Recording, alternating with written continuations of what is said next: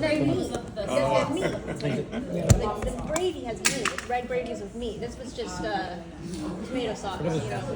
Dip your bread in the sauce and your brains will fall out. You made your brains fall. So your brains will fall out. Yes. What's your phrase? Where did that come from? My grandmother would say things like that. Yeah. Brains will. Hey, John Mayer, do you have anything to say? Just like even just a nice toast. Yeah, so I was telling a few people this earlier. I think Stephen talked earlier about how generous Uncle Charlie was, and when I was about, I think it was 5 years old, he displayed a lot of generosity toward me because he allowed me to cut the lawn in the back of the house. And I loved it because he let me do it by myself. Up to that point, I had, if I ever cut someone's lawn, it would have to be, a parent behind me. And I was too short, I couldn't reach the top of the lawn, but I could reach the middle. And I remember thinking, this is the greatest thing. Like, all I want to do is go to Uncle Charlie's and cut the grass in the backyard. Basically, Tom Sawyer used. Yeah, exactly. That's what Chuck said earlier. Tom Sawyer me, which I was totally fine with that. Because I can be bought, just not cheap. And I remember that backyard being ginormous. Yes. Really, really big. And Yeah. I thought it was because I was so young, but when I had that vision I have, it seems like it just went forever. Yes. Yeah. So the thing was great about that too, not only did he allow me to cut the grass, but when I did, he would give me $1. And I thought, this is like, can life get any better than this? At 5 years old? It got a little better, but not much. But when when I think about what Stephen said, I really thought about it today and reflected on all the times that I was around Uncle Charlie, because it was always about someone else. It was never about him. And the fact that he always had a smile on his face when he saw you. And I remember thinking today that it was just so consistent with people that he came in contact with. He was so happy to see people. He was so genuine. And I talk about this a lot because I think this is such a great trait in people and a lot of family that are here today. He was just an exceptional listener. He really could listen. And Stephen said, he looked you in the eye when he listened. And I just thought, you add all these things up about your dad, about Uncle Charlie. He was just a magnificent person. And for those who don't know, he was my godfather, and he always helped. He was my godfather. No, he gave you up for me. So he always had a wonderful place in my heart, and he was a special man. Nicely said. Nicely said. Jen, do you have anything you want to share? I was actually going to say something like what John said, is He made you mow the lawn too? No, just listening to everyone feels the same way about Uncle Charlie. Everybody has the same experience. He made every individual feel special. It may have been your laugh, or could have been your smile, or just your personality, and just how many lives he touched in his. I'm rounding up to 90. Okay, in my mind he was 90. It's just it's incredible. It's really just, if I could strive to have half that impact on people in my life, I would feel blessed. But we've all been blessed and touched by him in some way, in a different way. And I find it amazing. He is one of my favorite people. I don't know where Stephen is because I'm always saying that. I mean, and I'm genuinely the love I feel for him, the way he made my mom, happy, all the fun stories, regardless of the teasing, but the closeness that they've all shared.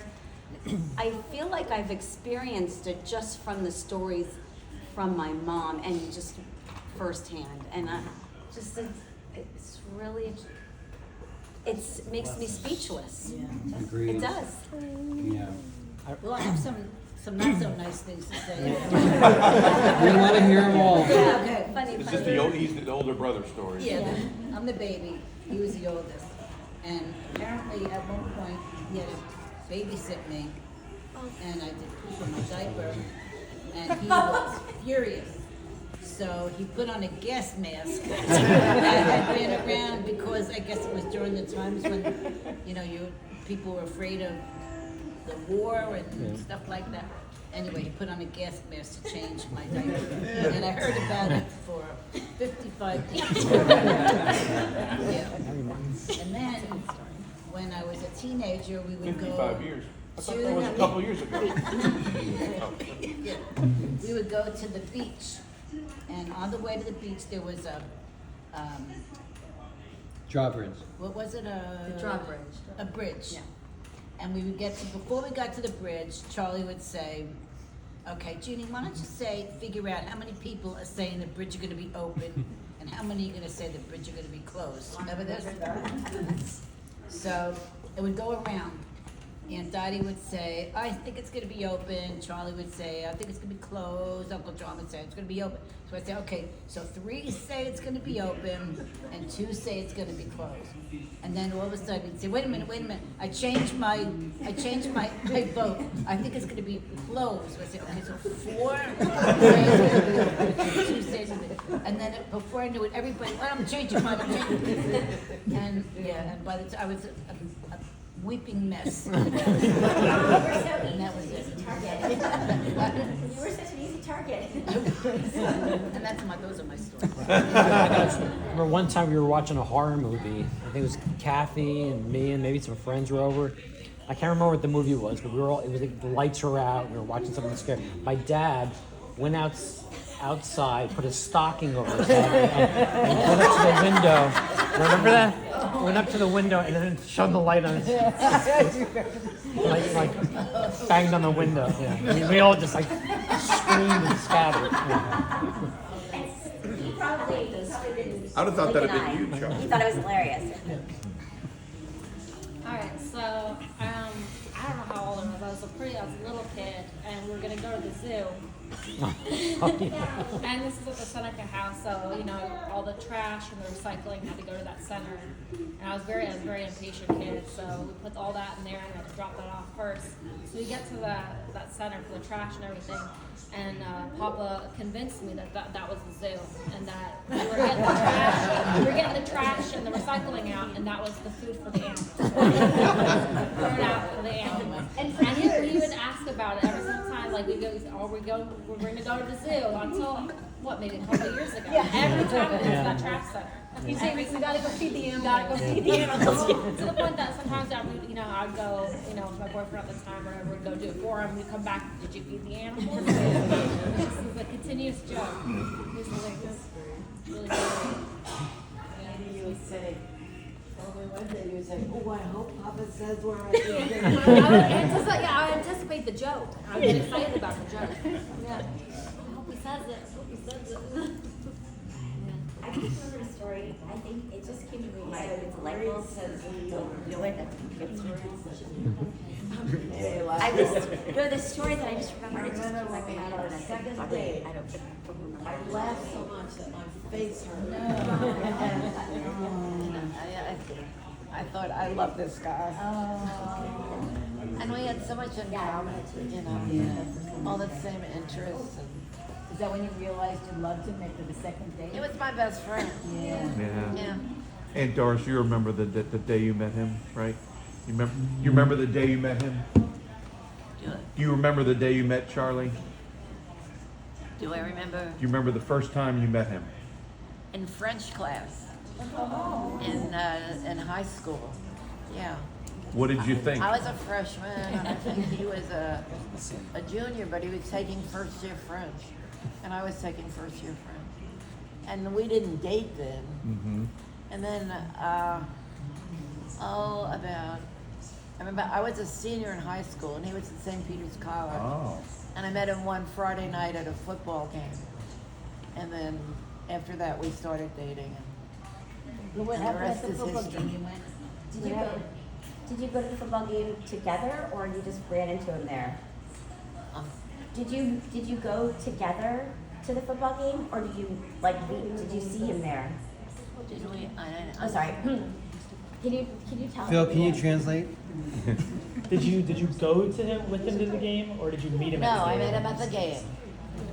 Yeah. And you knew him from school, so And I hadn't seen him in a couple of years because he had graduated and gone to college. Hi, Charlie, how you doing? What are you doing? In high school, did you think he was a handsome boy? Very handsome? You know, it was just another kid. Another boy. Yeah, another older boy, right? But once I really got to know him, I was hooked. Yeah, what hooked you? What hooked you about Uncle Charlie? And when Steve said, you know, he just lived to make me happy. I can't get that line out of my head. That's the truth. Yeah. I've been thinking about that. I read that a couple days ago, and I've been thinking about it ever since. You guys are a role model for relationships, and you're what everybody Strives to be. Thank you. Yeah. Everybody wants You know, I'm so grateful that we had 67 years. So thankful for that. Wow. Someone coming back and embody that. Aunt Dottie, is there anything you want to say? You don't have to if you're not comfortable. She was just telling me that when she was, you want to tell her? Okay. So we were dating. Do you remember we used to go to New York because you could drink at 18 there? You had to be, Yeah. you had to be 21 in New Jersey, so we would go to New York. We go to New York. And it was up in the hills, and it was just, you know, take a road all the way to it. But we had so much fun dancing with two couples, you know, and Charlie and Marty. And Charlie always changed the words in the song. So if the song was, I'm in the mood for love, he would sing, I'm in the mood for love. So it was just, all the songs that came on, he would change the words. And we'd be dancing and just laughing like that. So you and I just laughing like that. Marty too. So, He made us laugh a lot. we were always laughing Yeah. and playing, what card games did we play at the time? Hand and foot. No, the other way. Uncle Larry used to say, throw money in the pushki. You know? with, Oh, gin rummy. Yeah. Yeah. We played hours. Remember, we used to get together with Yeah. John and Pat. And with Louise and Bob. Yeah. We used to call it the card party. Yeah. And then, because that was the story I was going to tell. I think I told somebody the other day is we were having card party at our house, which was, you know, Aunt Doris, Uncle Charlie, and Aunt Pat and Uncle John. I think Louise and Bob and you and Dad, and we had a two-story house. They had a split-level house, and they were playing in the dining room, and we would stay up just to listen to them laugh and tell jokes. And we had this like sliding glass, not a glass, it was like a velour, like plantation shutters. And you could open them a little and you can see down, and we wouldn't go to bed. Did you know this, did you? No, we would listen to their joking around, and some of it was not clean for like 6, 7, 8-year-olds, but it was so sweet. And Uncle Charlie was always the one making everybody laugh. And we just loved when card party was at our house. I remember hearing the wood-eye joke. Oh, Can't you tell it? Yeah. Is the wood eye? Is it? Would I? Would you like to dance as like the blind person? Oh, big ears. Big ears. Big ears. Yeah. Chris, do you have anything you want to add? Those are the jokes that we would hear when we would stay up late. So.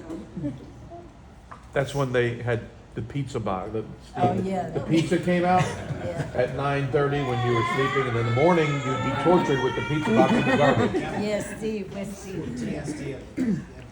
Well, I did that joke for you with the video. Aunt Doris, I remember your dog, Timmy. I know. Timmy. Timmy with the old. He's like a legend. Yes. I love Timmy. I love Timmy. I love Timmy. Timmy, we had Timmy and we had Roscoe. Yeah, that was our dog. Yes, Roscoe. I know. I was so Roscoe. afraid of Roscoe. I loved Roscoe. I tried to Yeah. ride Roscoe. Yeah, I like. yeah. I loved him. No. I was Chris, do you have afraid. anything you want to add? I don't know if I have a specific story, but I just remember like him tricking me to doing chores by paying me a nickel for picking up the pine cones. That's a theme. Oh yeah, it was beautiful. I'm a diehard Clemson fan. That's all because of Grandpa. And the best part of the birthday was getting the phone call from Grandma and Grandpa and hearing them sing. And, Oh, that's so sweet. That's Well, so the sweet. generation earlier, it was picking up crab apples in the backyard. Oh my gosh. Yeah. That's good. Then we gotta raise it for 7. Oh,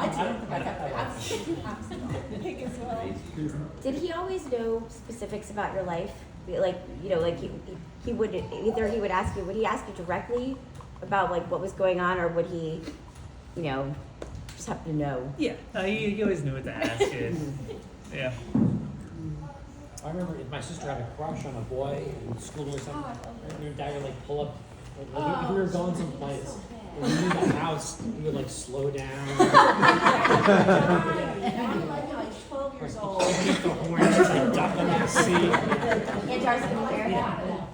Outside Dad's house, right? Didn't he turn around in the driveway one time? I think he told Yes.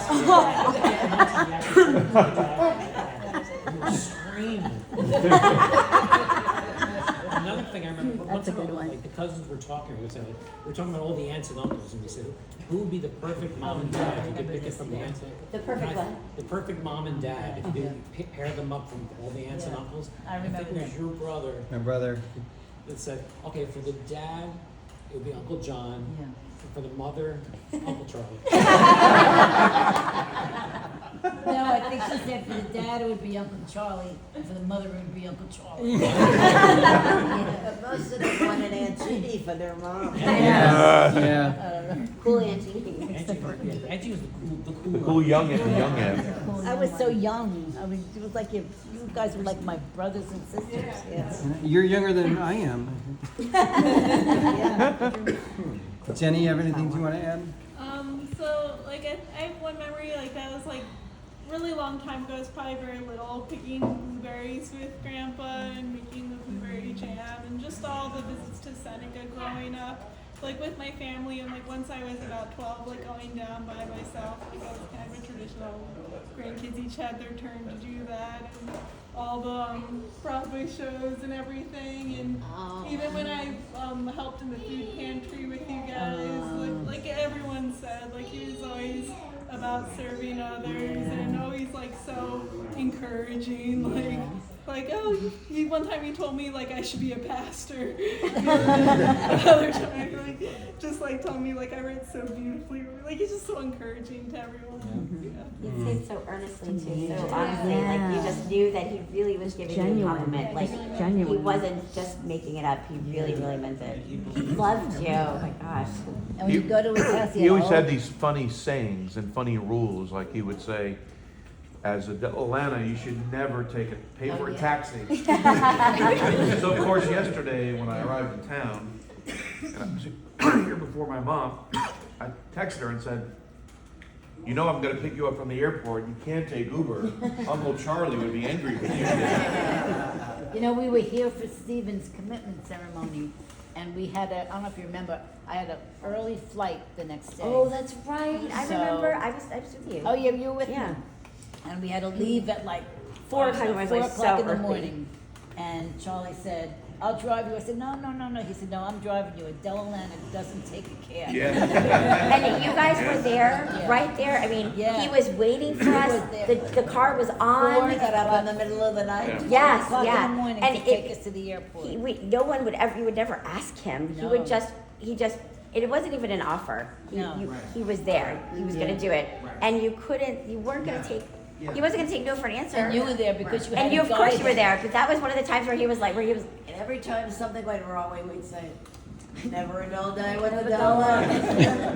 What was it that he would say The when he? the other thing your dad did is he devised a way Okay. to not pay You're up tolls on the next. Garden State Parkway. He told this to my mother. He said, what you have to do is look for a funeral procession genie.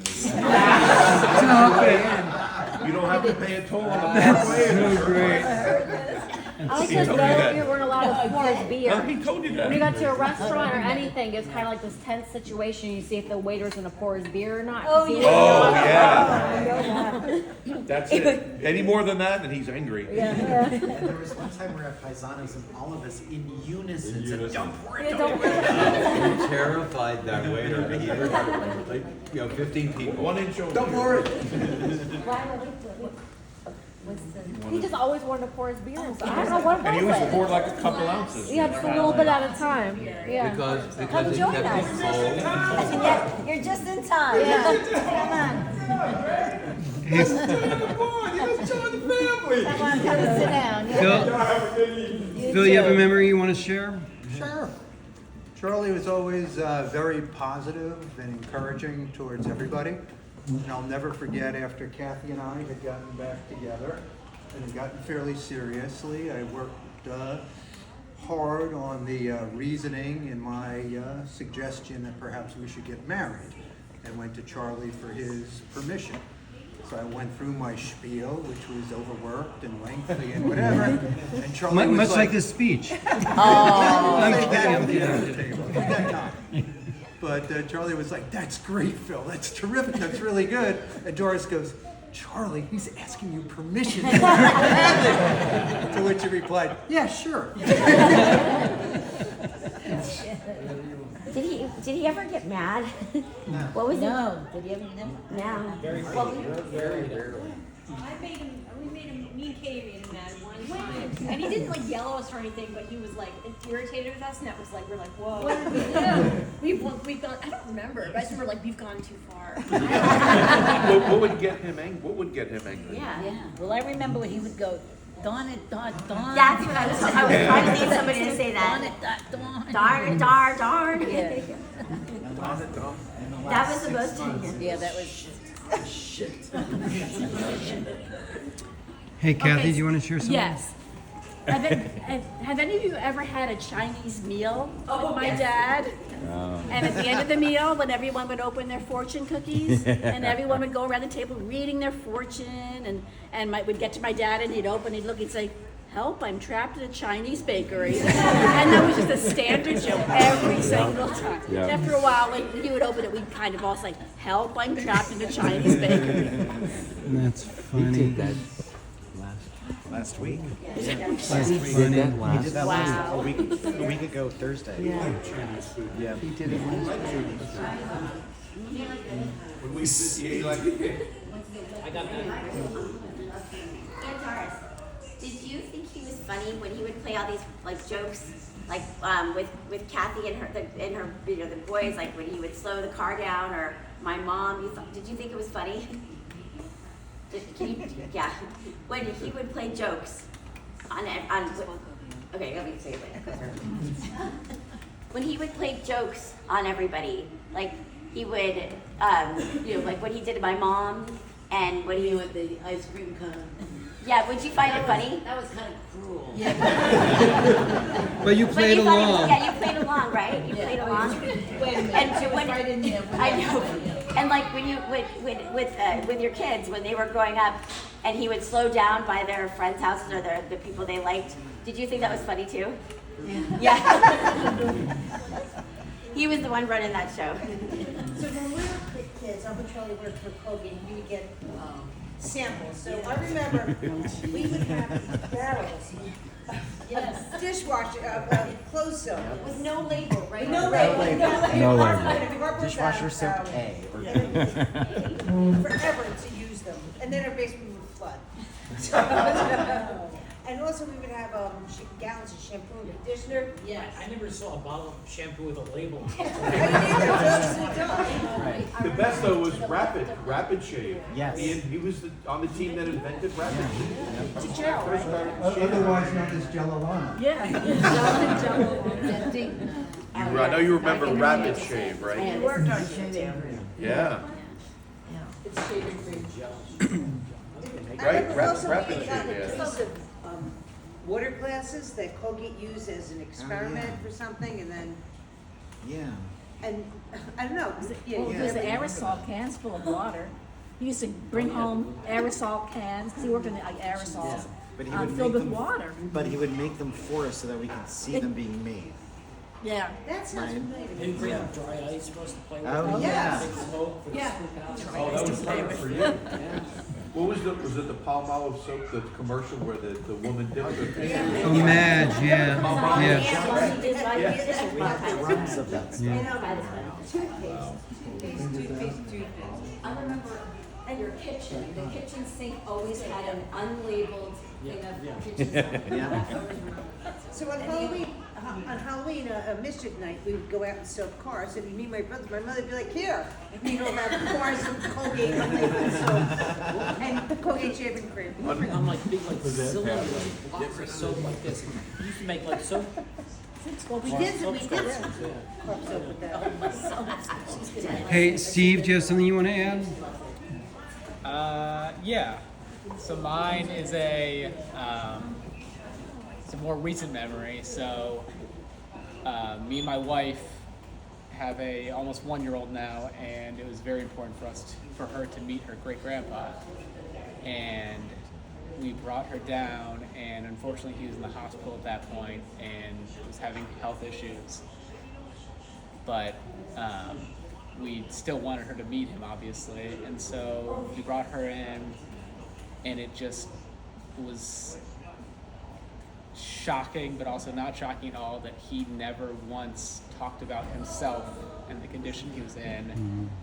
He only asked about her, and he's laid up in this hospital bed, and he's asking, is she walking, is she standing, how is she doing, is she talking, and he just, he had 1,000,001 questions about her, his great-granddaughter, and not a single complaint about himself.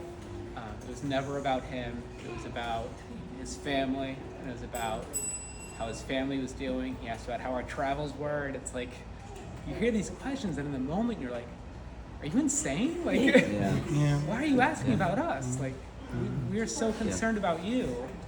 And the nurses told us that, you know, my daughter was all he's been talking about and all he's been mentioning, and I mean, to the very end, he was as sharp as can be. I mean, he knew her exact age down to the day, and it meant an immeasurable amount that he is just asking about her and worried about his family to literally the very end. And Beautiful. That meant a lot. Yeah. I'm going to skip Stephen for a moment. I'm going to go to Ken. I'll come back to Steve. Oh gosh. I'm going to reference what Eva said. Because years ago, met Stephen, and we would go up. You know, I never knew whether, you know, Doris and Charlie liked me or whether I was in or not. But one day we were having rigatoni and meat sauce, and got down to the end of my dish, and I reached over and picked up a piece of crust, you know, and I started sopping the gravy. And Charlie looked at me and said, "Oh, Steve, Ken, that's the best part." And I went, "Yes, I'm in." And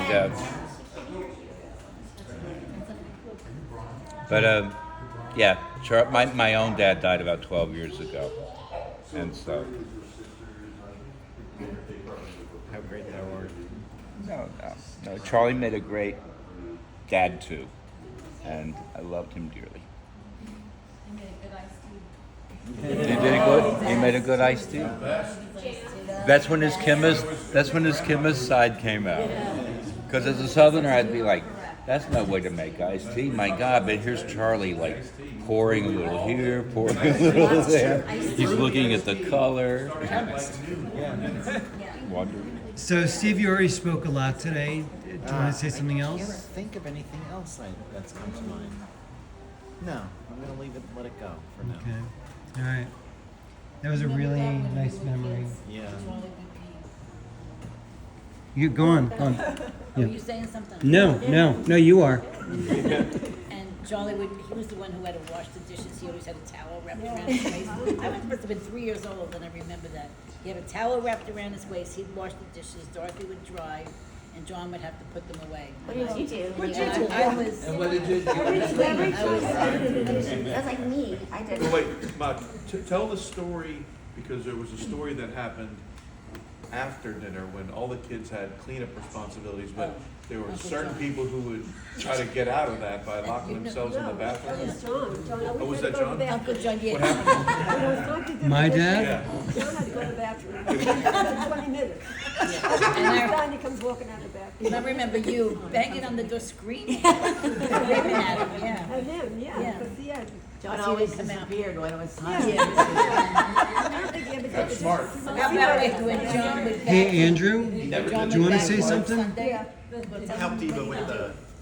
Okay. We had an Electrolux, one of those Electrolux they dragged around the floor. Oh, gosh. And every time it was his turn to vacuum, he'd lay on the ground and just go like this.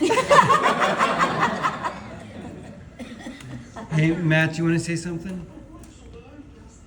I was trying to think of.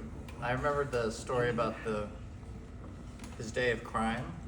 And I thought, oh, we were there for his second day of crime.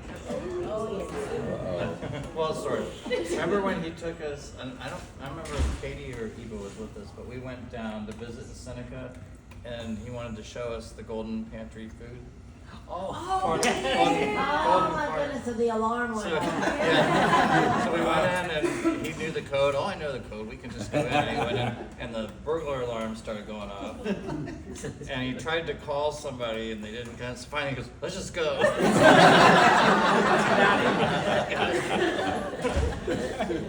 Before the police came. Isn't there a story about him and Uncle John burning the rug on Prospect Street? They what? Burning the carpet with a train set? Yeah, that sounds familiar. Like Dad was babysitting for everybody, and John had a train set, and they were told not to play with it in the living room, and it caught fire, and it burned the rugs. So they moved the furniture of the rug, and they didn't tell Grandma till it was like Christmas, like 30 years later.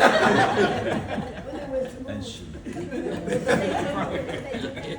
What did they do? Well, they didn't do it. It was the tree that was going around and around and around. I guess it just got so hot. The transformer got hot. And burned the whole, not the whole, but melted it. Burned the carpet. Luckily, the carpet didn't set the house on fire. They never told Mommy and Daddy? No. Now we just moved the furniture over. And it wouldn't show. That's the Italian way. Yeah. You know, cover it up. Cover it up. Hey, Jamie, do you have something you want to say? Oh, no, I just feel the same way everybody else does. I just, when I listened to Stephen talking earlier today and when I read it, just felt like I could picture him and I could hear him and I could see him perfectly. And he always made me smile. He was always so happy, so peaceful, and it's so funny, but you don't know he's being funny. You know, because he's dry. Like he would do something, a prank, and you wouldn't know it was a joke, because he was just like, you know, it's almost like he would act like he didn't hear what you were saying or what was going on because he was playing innocent, and that was part of the joke too. But being around him was easy and fun, and it was easy. Very. Yeah. The room brightens, and he was. I mean, Uncle Charlie and Aunt Doris they're like gold standard of relationships, and it's something everybody I think should aspire to, and their children have, and it's wonderful. It really is. You can't be in a bad mood around him. You just can't. And he did listen to everything you'd say, and he may not hear everything, but he wanted to. But he would always say, he would call me Jame. It sounded like Jane, but it also sounded like a combo of Jen and Jamie. So I think maybe he wasn't always, you know, I mean, it's easy to we had so many J's, so he might, you know, start to call me Jen or Jamie, but Jane, or something kind of like Jane is what it sounded like. But I knew he cared, and he always wanted to know how everybody was doing, and always wanted to ask about you and about who was in your life and what you were doing. He always seemed to know, and I think a lot of people take after him. There's a lot of people in this room who are a lot like him. My brother, Chuck, Steve, I mean, all of you guys are just like him. Aunt Jeannie. Yeah. Ma, you're your own island. You have your own lineage. If you have something to raise a glass to Uncle Charlie. Yes. To Uncle Charlie. Yeah. Yeah. Charlie Chiclet. Nobody mentioned chiclets. That's until right. John. There's a chiclet